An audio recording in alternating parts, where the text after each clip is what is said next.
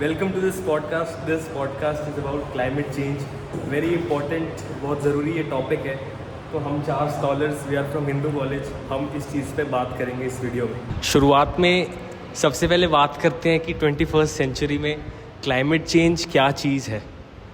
Starting with me, मुझे लगता है कि industrial, What is your understanding of climate change? Yes, industrial as के बाद से जितनी मशीनरी हम बनाते गए और नेचुरल रिसोर्सेज को एक्सट्रैक्ट करते गए, उससे कुछ ग्रीन हाउस गैसेस बहुत ज़्यादा हमने सॉइल में से, ट्रीज़ में से, वाटर बॉडीज़ में से निकाल के एटमॉस्फेयर में डाल दी, जिनने फिर हीट ट्रैप करी और ग्लोबल वार्मिंग से फिर बहुत कुछ ख़राब हुआ. इसके बारे में हम डिटेल में जाएंगे.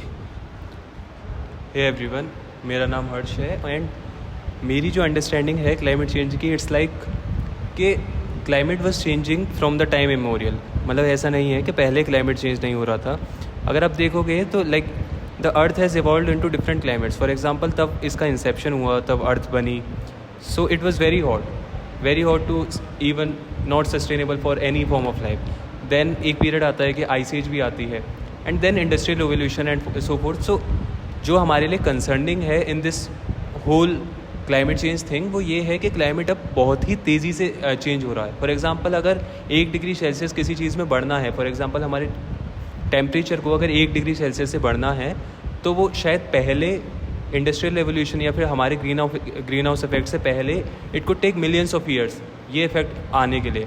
बट नाउ अभी ये हम देख रहे हैं कुछ 100 सालों में ही, मतलब मुश्किल से 50-100 साल हुए हैं आफ्टर इंडस्ट्रियल रेवोल्यूशन, और हम देख सकते हैं कि कैसे हमारा मतलब ग्लोबल वार्मिंग इतने ज़्यादा पेस पर है.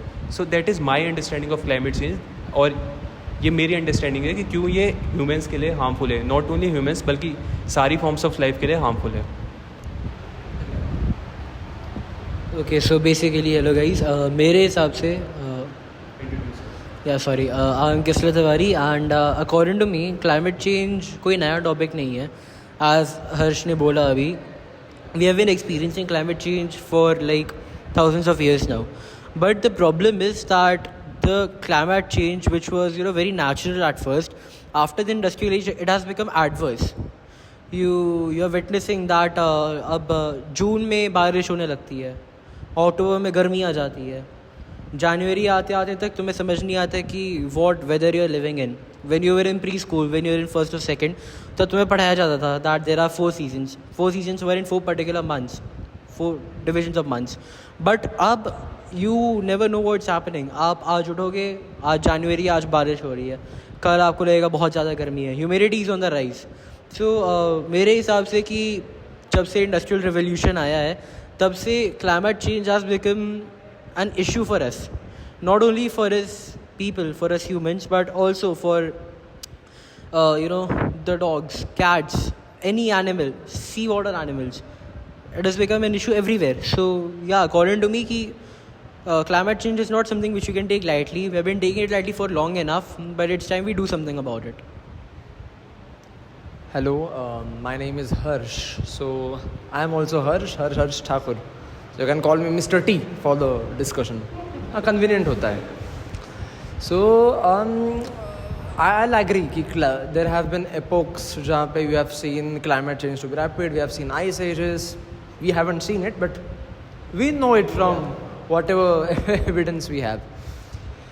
The most important or the most imperative in climate action is not air pollution, because I'll justify what I'm saying. Air pollution and water pollution can be handled with amount of awareness, certain amount of enforcement, and a certain amount of legislative. Already there is enough legislative backing. So if you look at it, I don't see it to be lasting as a more of a serious problem more than 3-4 years. The serious problem, however, is soil pollution. अभी soil pollution becomes a very pollution के साथ terminology आ जाती है. But we are speaking about desertification. And to some extent now the discourse is about soil extinction. Soil है क्या? Let me start with that. जब हम soil देखते हैं, I don't have any soil samples with me right now, वरना मैं दिखा भी देता. It's very easy to see. Sand and soil में difference क्या है? Does anyone of you know? मतलब That sand is non-fertile and I guess soil is fertile where plants can grow and everything. fertility में there is a thing called as humus. Humus. Humus content is more in soil and less in sand. हाँ, in for any sand or soil or dirt, dirt is not the right word, but for the sake of lack of words, I'm just using it. For that dirt to become sand, जो humus content है, it has to be at least below 3%. If the humus is more than 3%, it becomes soil. Now we are looking at a situation कि by 2045, our population will be, currently we are at 8 billion. We are looking at a population which will be around 16 or maybe 20 billion. And the amount of food which we will be having will be less by 50%. Take for example any civilization. मैं यहीं पर मेरा point करता हूँ, then let us have a discussion, फिर I can go back to it. We look at any civilization, be it the Mayan civilization, be it the Harappan civilization, the Indus-Saraswati civilization, जिस भी civilization को आप देख लोगे, the one reason, even the Roman civilization, the root cause for the decline of the Roman Empire was also infertility and food shortages. And we are heading to that same direction. You have more population, more mouths to feed, and less food. So this is some serious problem. Let's see how we go ahead with it. अब ये सब बातें सुनकर मतलब मेरे दिमाग में आया कि क्लाइमेट चेंज तो हमेशा से हो ही रहा है. जो क्लाइमेट चेंज की फील्ड में थोड़ा नया है, बहुत ज़्यादा इन्फॉर्मेशन नहीं है, उसके लिए एक मतलब आप क्लाइमेट चेंज को ऐसे सोच सकते हो, अर्थ सबसे स्टार्टिंग में हॉट थी, that we know. After big bang earth सबसे पहले बहुत गर्म थी. So it's like a graph of cosine x. वो ऊपर से शुरू होता है, नीचे जाता है, आइस एज आती है, उसके बाद फिर गर्मी होती है. तो ये कुछ इसको मिलन-कोविच साइकिल्स ऑफ अर्थ कहते हैं हम, जहाँ पे आइस एज के बाद हीटिंग भी होती है फिर वो. बट हम अभी कर क्या रहे हैं, थिंक ऑफ कि cos x cos 2x बन गया है, cos 4x बन गया है. अब उससे होता क्या है, उन्हीं टेम्परेचर्स के बीच में अब वो बहुत जल्दी ऊपर नीचे होता है. इसके साथ साथ वो cos 4x 4 cos 4x बन गया है. यानी कि अब ये जो लिमिट थी -1 और 1, ये भी एक्सपैंड हो गई. गर्म हो रहा है तो ज़्यादा गर्म हो रहा है, आइस एज डिले हो रही है, फिर नीचे जा रहा है फटाफट और बहुत नीचे जा रहा है. So think of it like that. तो काफ़ी ऑब्वियस है कि हम सब क्लाइमेट चेंज में बिलीव क्या करना, it is scientific evident. But let's talk about some pseudoscience in the field of climate change. सबसे पहले मेरे दिमाग में आता है कि कुछ लोग कहते हैं, दे स्टार्ट विद कि कार्बन कितना परसेंटेज है एटमॉस्फेयर में. It's very less, 0.042 something. वो कहते हैं कि थोड़े से चेंज के लिए हम लोग इतना कुछ बदले, अपने एनर्जी सिस्टम्स बदले, ट्रांसपोर्टेशन सिस्टम डीकार्बनाइज करें. The thing is it's not just about mayor maths. अगर ये पॉइंट डेसिमल नंबर्स हल्का सा भी ऊपर नीचे हो जाएं तो बेसिकली हम सब अर्थ से ख़त्म हो सकते हैं. सो नंबर्स पे ना जाके उसके पीछे का साइंस पे जाना चाहिए कि अगर ये नंबर शिफ्ट हुआ तो हमें वो पता कैसे चल रहा है और इनके इम्पैक्ट्स क्या है. जैसे कि पानी, अगर पानी का लें, ग्राउंड वाटर डिप्लीट होता ही जा रहा है, बहुत सालों से पता है हमें. एंड मुझे तो डर लग रहा है कि पानी की वजह से अगर वॉर्स हुई तो फिर क्या होगा इसका, जो कि हो रही है, जो कि हो भी रही है. India Pakistan India. हाँ. And one more example is, जैसे अभी आदित्य ने बोला that there is also a perception कि अगर किसी कॉर्नर, मतलब वर्ल्ड के किसी कॉर्नर पर अगर कुछ हो रहा है then it will not impact me. Let me give an example for this. अभी हम देख रहे हैं कि हमारे जो मानसून है और लेट से जो प्रेसिपिटेशन है कितनी अनस्टेबल है. Like it's raining yet it's still very hot. तो इसका एक पीछे रीज़न ये है that because of global warming the ice sheets are melting very fast and that we all know. अभी एक हमारी पृथ्वी का हीट बैलेंस होता है.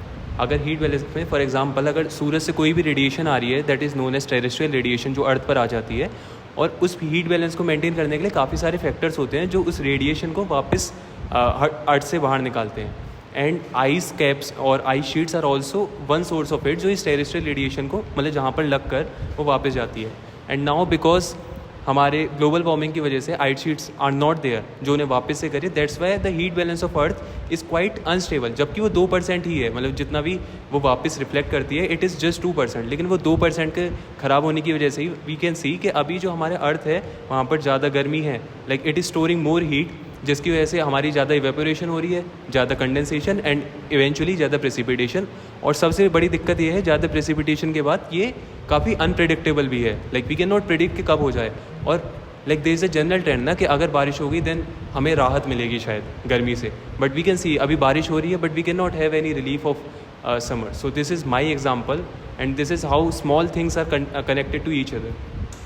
कनेक्शन से एक चीज़ याद आई कि क्लाइमेट से मतलब 10 में से 9 चीज़ें क्लाइमेट से कनेक्टेड है। अभी उत्तराखंड में कहीं पे बाढ़ आई थी, अब इसको ऑब्वियसली वहाँ पे लोगों को डिज़ास्टर प्रोन एरिया में रहना भी नहीं चाहिए, बट दैट्स अनदर थिंग। बाढ़ आना भी कहीं ना कहीं क्लाइमेट से ही रिलेटेड है। ज़्यादा पानी इवेपोरेट होता है तो वो बादल कहीं ना कहीं पानी लेके कहीं और जाते हैं, फिर कहीं और बरसते हैं। हाँ, तो everything is very related. Climate change as a fantastic cascading effect. Okay, so the thing Aditya talked about climate prone areas में रहना, and Harsh talked about Mr. T talked about overpopulation. इसमें there is another thing that if you look at it, the population is growing without any control, and each day we are talking right now and अभी तक मैं I think 10 बच्चे पैदा हो चुके होंगे। और so the thing is that कि with the amount of people on earth and the resources depleting continuously, अभी हम देख रहे हैं कि पानी ऑलरेडी बहुत नीचे जा चुका है। Petrol, diesel, all the kerosene sources, they are all going down. Other than that also, if you look at it कि the disasters going on in Kashmir, Punjab, Uttarakhand, ये जितने भी आपको दिख रहे हैं कि फ्लड्स आ रहे हैं, क्लाउड बर्स्ट हो रहे हैं, दिस इज़ नॉट बिकॉज पानी का कंटेंट ज़्यादा है क्लाउड्स में। इट्स बिकॉज कि क्लाइमेट इतनी एडवर्स तरीके से बदल रहा है कि you just can't help it. जो regions which are closer, which are higher at the sea level, आप वहाँ पे ही देखोगे कि लाइक वहाँ पे आपको ज़्यादा फ्लड्स आती हुई दिखेंगी। अभी if you just keep it aside, अभी lung cancer is on the spread. Air pollution इतना हो चुका है हमारे इंडस्ट्रियलाइजेशन से, माइनिंग प्रोसेस से, इतना हम सफ़र कर रहे हैं अभी कि you leave the carbon footprint alone, you will see that lung cancer is spreading a lot and people are actually dying because of it. अभी बीच में when COVID happened and people were staying inside, you could have seen कि animals had started coming back on the road. The temperatures had got down by a lot. The ozone layer, it had fixed itself quite a bit. So there are things which if we just stay inside, if we just keep our carbon emission to the minimal, then there's a lot that can be done to prevent humanity being erased from Earth itself. You leave that also. Abhi we talk about कि we should use EVs to for transports. You'll see कि when we mine for lithium, आप देखोगे कि वहाँ पे the temperature rises a lot by around 25-30%. The temperature rises. So you'll see कि we are looking at the short term कि हाँ, in the short term if you use EVs तब the total carbon emission will be low. But if you look at it from the long term perspective, you will see कि lithium mining की वजह से जितना temperature rise हो रहा है, it's ultimately destroying the ozone layer. It's not going to help humanity in the long run. And by the time we have a third or fourth generations, they'll be suffering because of radiation, they'll be suffering because of lung cancer, they'll be suffering because of a lot of things. Water, there's a huge possibility that we'll have to search for clean water to drink. So yeah, there's a lot of scary things which can happen because of how we are acting and climate change. I'll take everyone's points because I like the points that were made. Firstly, air pollution pe matlab I'll again go back to soil, because the very solution to increase in temperatures, the very solution to air pollution, the very solution to water depletion, the answer to all of it lies in soil. अभी पूछोगे कैसे? जड़ से बताओ. That's one.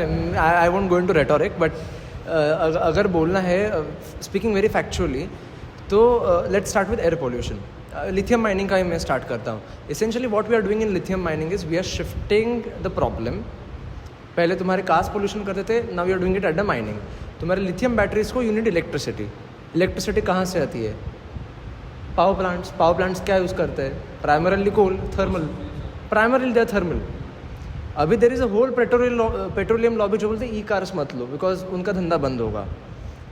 The answer to this power का जो problem है is nuclear power. जो होल इनका न्यूक्लियर साइबर रैटलिंग जो होता है कि अरे न्यूक्लियर आ गया तो प्रॉब्लम हो जाएगा. चर्नोबिल का लेके एग्जाम्पल घूमते रहते हैं. अदर एग्जाम्पल ये घूमते रहते हैं इस अपना इसका फुकुशिमा का. The very reason they do it is because they funded by petroleum lobbies. Second thing being, आप देख लो कभी जो let me come to the point of air pollution. Air pollution के लिए the best solution is green cover. We are told by our textbooks and these so called experts intellectuals की environment और development दोनों एक दूसरे के opposite जाते हैं. Then they bring a concept of sustainable development. बुद्धो मतलब to for your minds it's a great piece of, let's say, food. For your mind it's a great food, but in practicality you're not doing anything, are you? Every इनका जो conference of parties होता है, COP 28, 29, whatever you take it, there is a bundle of papers. You don't have a solution. You have a solution but you don't want to go to it. To better rephrase it, अभी मैं soil का क्यों बोल रहा हूँ? There is a very interesting way of farming. इसको tree plantation based farming ऐसा, I just forgot the name of it. What they do is, हमारे यूजुअली फार्मिंग में क्या होता है? Of course there is a whole western lobby जिसने बोला कि केमिकल फर्टिलाइजर्स इंट्रोड्यूस करो, वीडीसाइड्स इंट्रोड्यूस करो. You introduce weedicides, fertilisers, pesticides, you introduce so many sides कि ultimately the farmer ends up doing a suicide. They ultimately end up doing it. So instead of doing that हम बोल रहे हैं organic farming. Sri Lanka tried organic farming, they ended up very badly. क्यों? Because you don't have a plan answer to it. The very Indian way में, the way we have been doing it since our ancient times is, आपका farm होगा, आप वहाँ पर खेती ये सब करोगे, वहाँ पर पेड़ भी होंगे, एनिमल्स भी होंगे उसी फार्म पर. Why are you doing it? We'll have a whole ecosystem. हाँ, इकोसिस्टम आपकी बनेगी. You want manure to be there, right? आपको मैन्योर कहाँ से मिलेगा? From that cow dung, from जो भी वो plan. It's not, it doesn't necessarily be a cow, it can be a sheep, it can be a goat, it can be whatever. Cow dung आएगा, plant जो भी आपके पेड़ हैं वो वहाँ पे सीड्स ड्रॉप करेंगे, फ्रूट्स ड्रॉप करेंगे, तो उससे फर्टिलिटी आपकी कंटिन्यूसली स्पेस की रहेगी. व्हेन यू हैव ट्रीज, अभी करंटली सॉइल जो सैंड जैसी होती है, अगर if you might have seen, आप कहीं पर भी जाओगे, you pick up the soil, ऐसे से नीचे जाती है वो.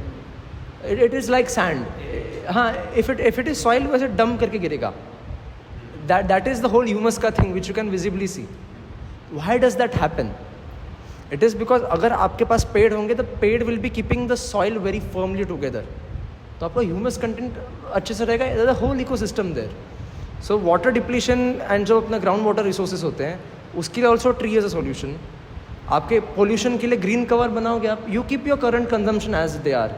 आपको कंजम्पशन काट के कुछ होगा नहीं, आपकी डेवलपमेंट होगी नहीं कभी. You keep your current consumptions but at the same time have a tree cover, have a sustainable way of farming. You have all your solutions. I mean, what I think in this topic is that, you know, soil is a major problem in this scenario, as I said. So the thing is that the government has introduced fertilizers, pesticides and all of those things. You will see that they are very similar to steroids. In the short term, you will see that when you take steroids, you gain muscles, your muscles puff up, and it looks very impressive at first. The same happens with fertilizers and the chemicals used in the soil. But after a while, you'll see that your vital organs start to fail because of these things. The same thing happens with soil. After a while, soil starts turning into sand, and then you can't expect anything from your soil when you can't treat it with respect. It all comes down to how you manage things in your own ground. We often talk about politicians spreading schemes and all, but you never see farmers sticking to their old ways. We have often seen that people they take up a lot of debt, and then trying to pay it off, they use a lot of fertilizers. They try to make their crops faster, they try to produce it faster and sell it faster. The key is that we need to stick to what we were using in our ancient times. Before industrialization, even after a bit till 1970s or 80s, soil erosion wasn't such a big problem because people were still sticking to their old methods. Other than that, if we talk about the part of trees play a huge part when it comes to climate change and when it comes to maintaining the temperature and fertility of the soil. You will see because of overpopulation, the government has to build shelters for people. But since the cities and towns are already full, they are cutting down trees, they are cutting down forests in order to, you know, build more shelters for people. So that's another problem. So even after, you know, we talk about climate change, we talk about global warming, the thing is ki agar we can't control our population, if we can't control how we treat our nature, then you can't just keep blaming politicians and other people for your recklessness. I have a question. On one side, we are talking about overpopulation and how the consumption demand has been increasing. On another side, we have been talking to go back to the ancient form of agriculture. So in my opinion, in my very genuine opinion, with all my love to climate, is that sustainable to grow that much and to meet the consumption demands by going back to the previous form of agriculture? So, yeah. I'll make one point clear. ये overpopulation वाला is always peddled around by many people, education system, academia. We are not actually facing a problem of overpopulation. I'll say this. अभी you are saying me how अरे यहाँ पर road पे तो we find so many people. We don't have enough people. I'll say कभी जाके we look at Canada. We should just look at Canada. Even in China, even in India, Bharat में कह लो, China में कह लो, कहीं पर भी which are urbanized cities हैं, वहाँ पे there is crowd because you have a density issue. It's not a population issue. You are not facing overpopulation. You go and look into कह लो, you go into any countryside in India, कहीं पर भी in the rural side जाओ, you will find so much empty space. The problem is कि your development is across the world. I'm just not saying कि भारत में ही ऐसा है. In China, Shanghai में you will find a population problem.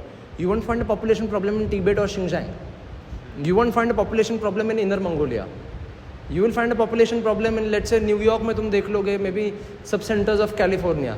You go into Central America, you go into कह लो Minnesota में जा लो, हाँ, you won't find problems everywhere. It's not overpopulation is not a problem. We are not facing overpopulation by any means. There is space for more people. आपकी development is centered or it's concentrated to some spaces. If you can evenize your development, overpopulation is not one problem. That's one. Second point being on consumption and old way of doing it. Currently there is ample of evidence saying the old way of doing it is the best way of doing it. Old way मतलब हम ये नहीं कह रहे हैं कि you go out there and use कह लो pickle and you know those kind of weapons. We are not saying go back to Stone Age. We are not saying that. We are saying जो भी new equipment है, technology is always an empowered thing. I am myself a very pro technology guy. मैं खुद बोलता हूँ AI को लाओ, AGI को लाओ, to the disadvantage of many people. Many will disagree with it. So mechanization is one way to go.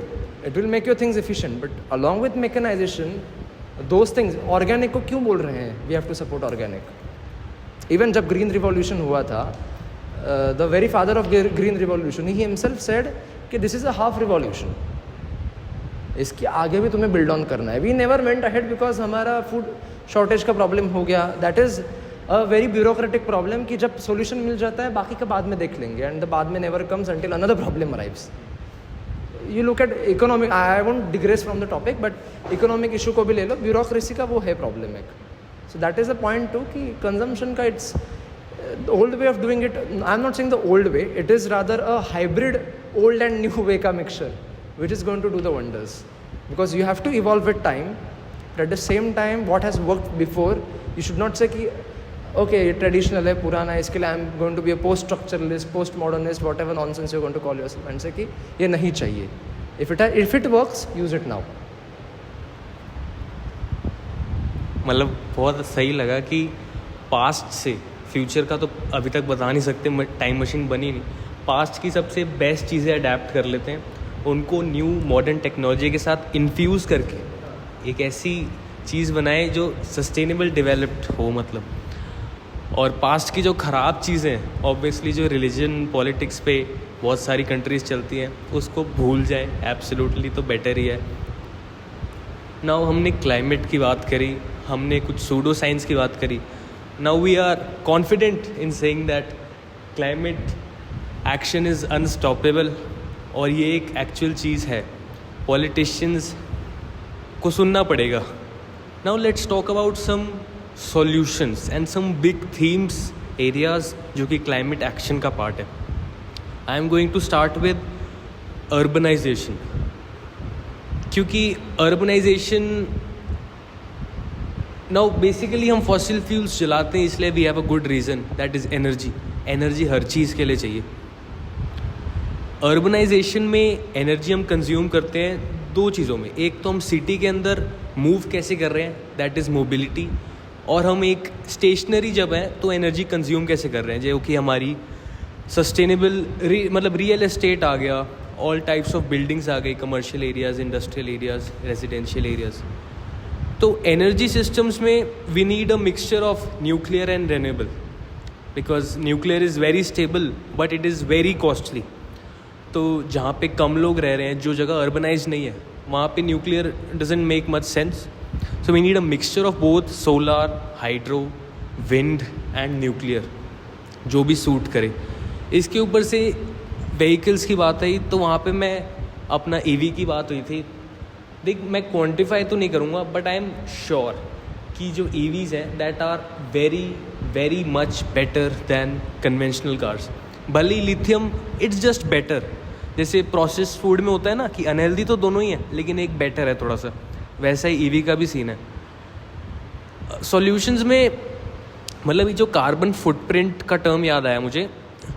बहुत लोग ऐसा ट्राई करेंगे, specially the big oil try करेंगे कि जो इंसिडेंस है, जो जिम्मेदारी है, वो इंडिविजुअल लोगों पे डाल दे कि आप अपना कार्बन फुटप्रिंट कम करो, आप 2 किलोमीटर गाड़ी के बजाय साइकिल से जाओ. एक्चुअली इससे चेंज आएगा but it is very less. Actually जो स्टेप्स लेने हैं वो पॉलिटिशियंस को ही, the people who have authority, उन्हीं को लेने पड़ेंगे to make the big changes. See, basically the thing is कि I believe कि a developed nation isn't when जहाँ पे the rich use their own private cars, big cars, expensive cars. A developed nation is where the rich believes in using public transport to go to places which are easily accessible. A developing nation isn't when जहाँ पे there's public transport available for the poor.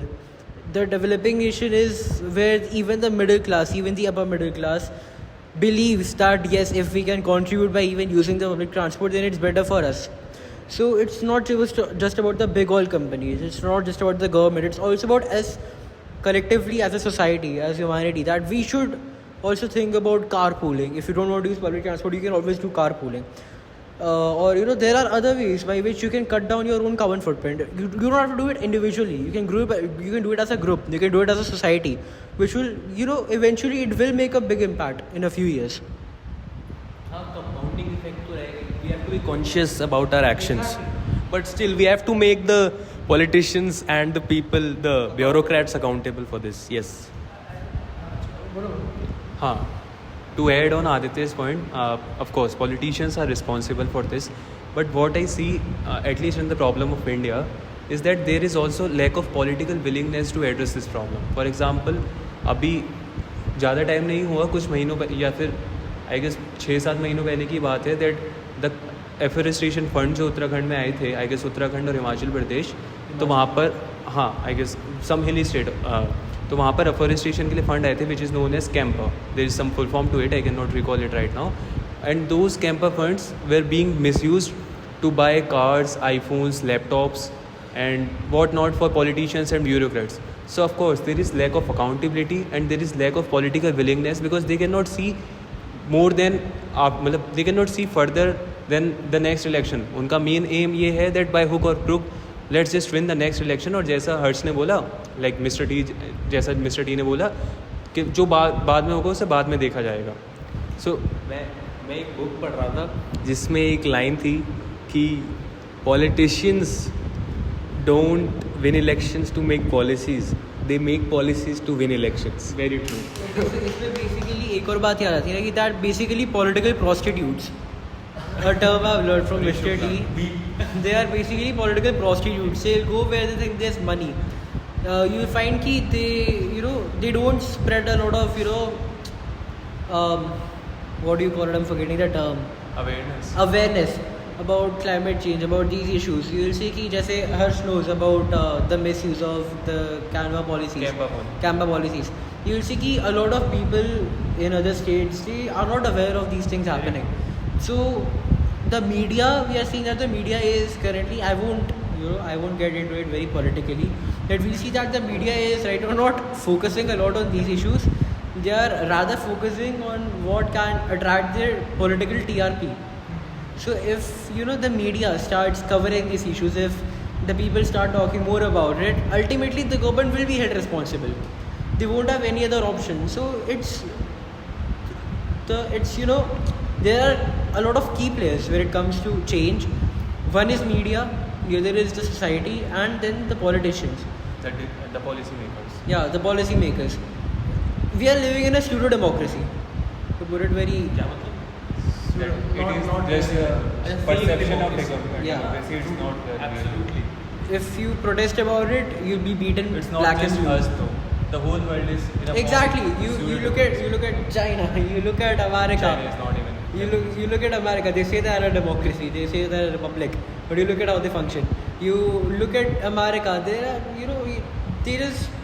they go where the money goes. They follow the money. They don't follow the people. They don't follow the change. They only care about this generation. They care about their own comfortable lives. To be very honest, they don't care that what their children or grandchildren will do. That's what it is. I'll make दो तीन points यहाँ पे. First point to start with, I mean politicians का point is fair. This is a famous line I think of Manmohan Singh. He has said कि a politician always thinks about the next election. A visionary always thinks about the next generation. So this is a very good line of him. So of course you cannot have a visionary everywhere. But one thing civil society can do is you mobilize for saving soil or any cause. Like Conscious Planet का movement था, Save Soil movement. Around 3.9 billion people. Sadhguru was also. I was also part of it. You look at how people are filing PILs against this E20 blending wala thing. Yeah. You will see कि people are mobilizing when it comes to their own issues. अभी E20 blending वाली thing I, they are mobilizing. उन्होंने supreme court में PIL file करी अभी. So There's a famous saying that politicians or the policymaker, the people at top are the manifestation of the masses. So they are selfish because the masses are selfish. They don't care about their generations or about others. That's why the politicians or the people at top are like this. Like that's my perception of this. Change will come from the grassroots level. Very true. You can't expect it to just happen overnight by politicians. Politicians will say something, media will support it, and then people will be like, yes, let's go green. That isn't how it is. I want to top this off with a cherry. मतलब this might be a bit insensitive line, but I think there is a very बहुत subtle difference है कि हम politicians को कह रहे हैं आपको ये काम करना होगा, but अंदर ही अंदर हमें पता है कि वो ये काम नहीं करेंगे. और इसका रीज़न ये है, अगेन आई एम सिंपैथेटिक, क्योंकि उनको पता है, उनको आइडिया ही नहीं है. This is a problem that the Gen Z and the coming generation are facing. This is where DPSP and fundamental duties come in. They are तो बस एक थिंग कि देखो, अगर मैं अभी 80 साल का होता, मैं एक रिटायर्ड IAS ऑफिसर होता अगर, तो मैं तो 20 साल बाद टै बोल जाऊंगा.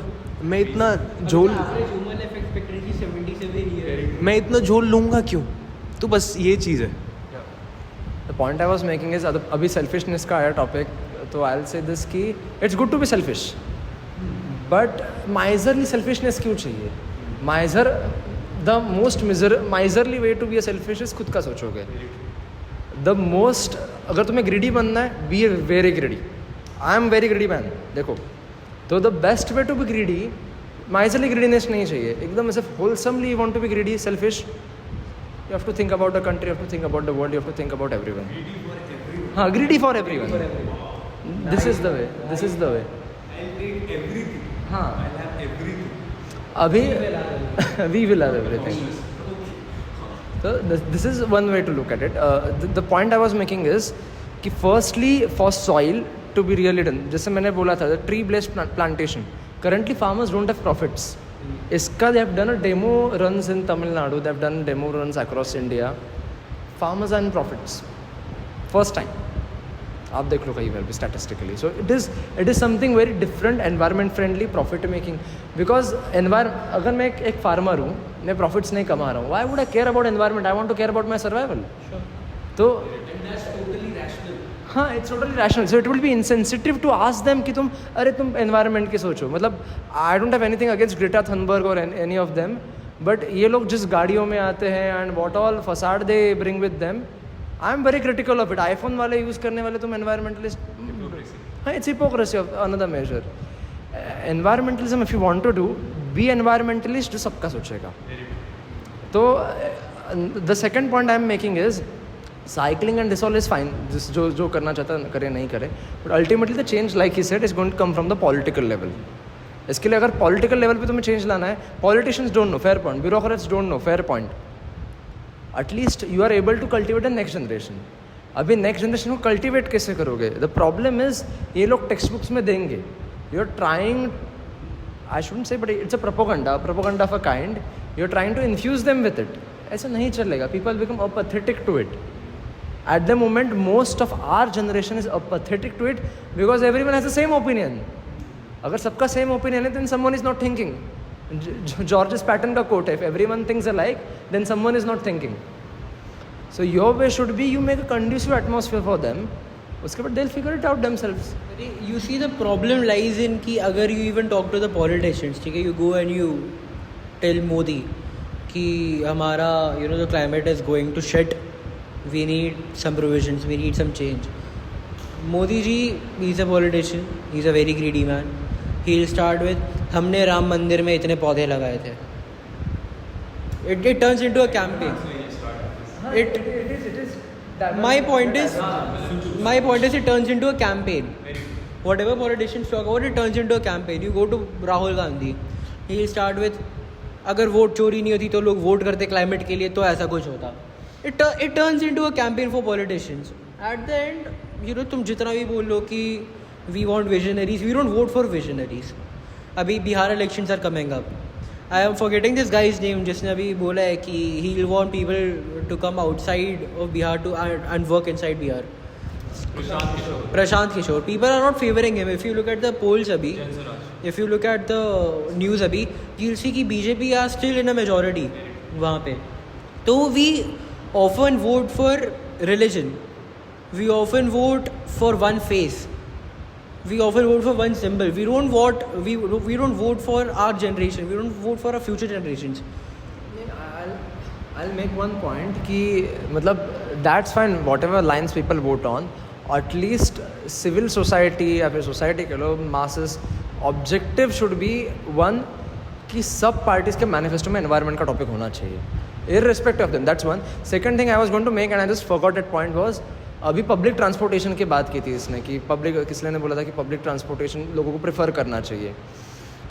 आई will say public transportation, government, bureaucracy, again मतलब it's up to one, but more than public transportation, mass transportation should be the priority. Public transportation ठीक है, बट मास ट्रांसपोर्टेशन, हाँ, शेयर कैब्स हैं. इवन जो प्राइवेट बसेस चलती हैं, why not them? सरकारी buses में तुम्हें अच्छे फैसिलिटीज़ नहीं मिलते हैं. Singapore is a great example of best mass transportation in the world. So that's why we don't see much cars in there, and that's why it's very clean and rather very more densely populated than India, and still very clean. Same with Japan and everything. Yeah. And लोगों का एक people की kind of belief और set of idea is कि इस सब में गरीब लोग मरेंगे क्लाइमेट की वजह से. तो दिस मस्ट बी टोल्ड कि देखो, the poor will die, they will suffer, but once there will be a point where the poor will kill the rich and they'll die. जो हुआ है, you look at Mayan civilization. It all comes from a rebellion. हाँ, you look at the current situation which we are facing in terms of soil, food. We are looking at the situation कि एक future scenario ऐसे बनेगा where there will be wars on food. हमने water wars की बात की. Why did French Revolution happen? Simple question. Why did French Revolution happen? Bread. Food problem. वो तो मैरिया का लाइन भी था ना, the wife of King Louis 16, उसने बोला था कि if you don't have bread eat cake. मतलब she said it very genuinely. उसको लगा कि केक अभी हमारे लिए ऑल्सो वी कैन से कि if you don't have bread eat cake, because for us it's fine, but वहाँ पे people, it was a different situation, not to be compared, but for the sake. The end result is going to be the same. We are going to have a problem of shortage. It's going to turn into a rebellion. Then ultimately humanity will perish because of this.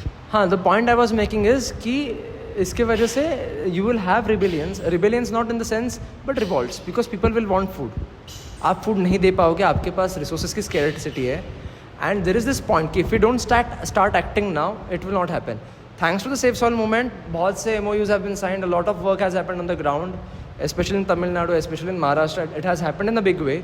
But there is a lot more that can be done in terms of mobilizing the civil society. That is where I'll rest my case. मतलब all this fascinating discussion मेरे को climate justice की याद दिलाता है. तो climate justice का मतलब यही कि अगर हमारे पास एसी है, बाहर वाले के पास नहीं है, तो दिस इज़ क्लाइमेट इनजस्टिस. क्योंकि इसमें उसकी गलती तो हम नहीं कह सकते ना कि उसके पास एसी नहीं है. तो ऐसे ही मतलब एक अगर मैक्रो स्केल पे होएगा, क्योंकि फूड शॉर्टेज होएगी. अगर किसी को लग रहा हो कि प्लांट्स को CO2 चाहिए, CO2 जितना ज़्यादा होगा उतना अच्छा, तो ऐसा नहीं होने वाला है. क्रॉप्स गड़बड़ होएगी, मैं क्वांटिफाई नहीं करूँगा because I have to do some more research, but गड़बड़ होएगी, फूड शॉर्टेज होगी, वाटर शॉर्टेज होएगी और क्या क्या नहीं. तो रेबेलियंस होने वाले, रिवोल्ट्स होने वाले हैं. अब हम बात करते हैं कि solutions are there, but there are some loopholes. अब सबको पता है, मतलब I am confident in saying that सबको पता है we need climate action now. ये चीज़ ऐसी नहीं है कि 50 साल बाद होने वाली है. 50 साल बाद तो मास माइग्रेशंस होंगी. क्लाइमेट एक्शन तो अभी चाहिए हमको. तो let's talk about some loopholes starting with lobbyists. ये जो भी फाइट है क्लाइमेट एक्शन की, it is against the big oil. And जो लोग ये बिग ऑयल में है ना, they are very strong. Basically they control the government partially if not totally.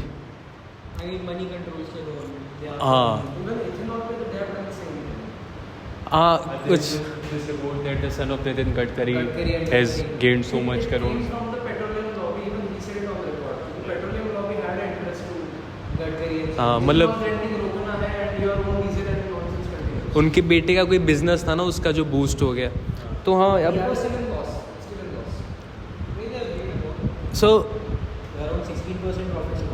One thing मैं सबको बोलूँगा, when we are talking about climate action, focus on the root cause. Like अब कार्बन डाइऑक्साइड इतना बढ़ गया है ना कि ये लॉबिस्ट्स क्या करते हैं, ये ऐसे मैकेनिज्म्स निकालते हैं, carbon credit market and carbon capture. ये कहते हैं कि इतना बढ़ गया है कि कम करने के जगह कैप्चर करते हैं. या कार्बन ऑफसेट्स मैकेनिज्म, वही market.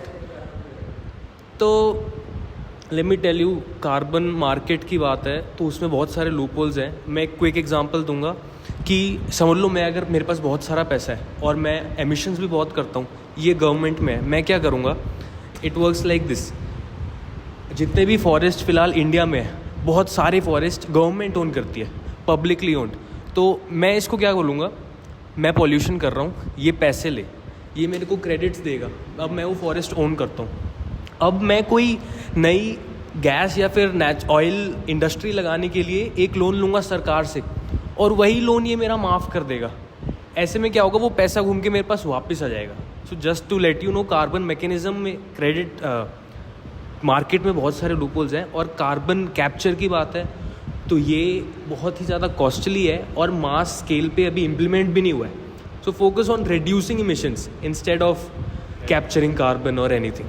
My closing statement will be, क्योंकि अभी टाइम हो रहा है, there is only one thing we can say: lust can destroy everything.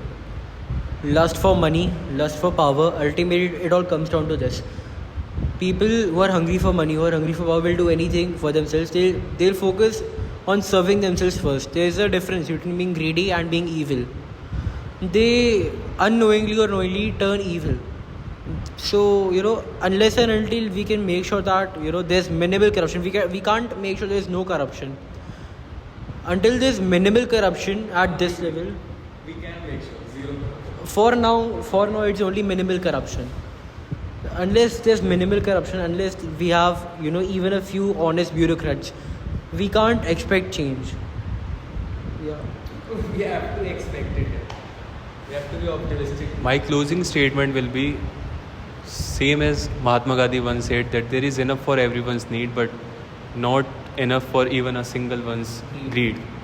So यही है, there are solutions. प्रॉब्लम भी हमारे सामने है और सॉल्यूशन भी हमारे सामने है. There are enough legislation, there are enough resources also कि हम इन्हें इम्प्लीमेंट कर पाए. It's just that willingness of the masses and willingness of the people in power. अगर वो चाहें, so like we have one example in front of ourselves जो कि ओजोन लेयर है. when all the countries in the world collaborated on that, तो आज global जो हमारा ग्लोबल ओजोन होल है, it is restoring and I guess it has completely restored now. So we have one example in front of us. अगर हम उसके लिए collaborate कर सकते हैं then my not for issue as big as climate change, जो हमारी lives को डायरेक्टली, ऐसा नहीं कि सिर्फ गरीब को करेगा या अमीर को नहीं करेगा. ठीक है, हम कुछ टाइम तक के लिए कर सकते हैं कि चलो एसी में बैठ गए अगर बहुत ज़्यादा गर्मी है, लेकिन ऐसा थोड़ी है कि हम हमेशा एक कमरे में ही बैठे रहेंगे. कभी ना कभी तो उस एसी से बाहर निकलना है. And when we will go outside तो फिर like we have to face the wrath of it. और ऐसा भी नहीं है कि एसी हमेशा ही ठीक रहेगा, कोई तो उसे ठीक करने वाला होना चाहिए. अगर वही नहीं बचेंगे तो एसी कैसे बनेगा, या फिर एसी ठीक कैसे होगा, या फिर मतलब एसी कैसे चलेगा. This is also one thing.